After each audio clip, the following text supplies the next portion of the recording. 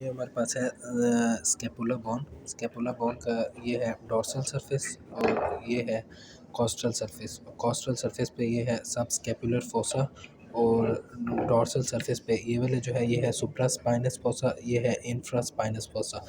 और ये वाला है लेटरल बॉर्डर, ये वाला है मीडियल बॉर्डर और ये वाला जो है एक्रोमियन एंगल है।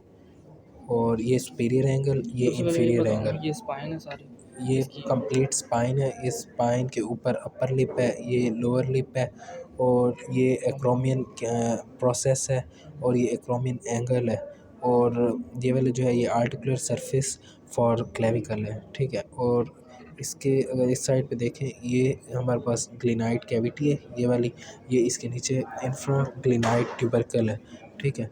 और ये जो है ये है कोराकॉइड प्रोसेस और ये हमारे पास है कोराकॉइड प्रोसेस के साथ ये वाला नोच, सुप्रा सुप्रा स्पाइनस नोच, सुप्रा स्पाइनस नोच, ठीक बस एक ये भी बस यहाँ होती है नेक, इस जगह पे नेक और है। हाँ, नेप का स्केपुला।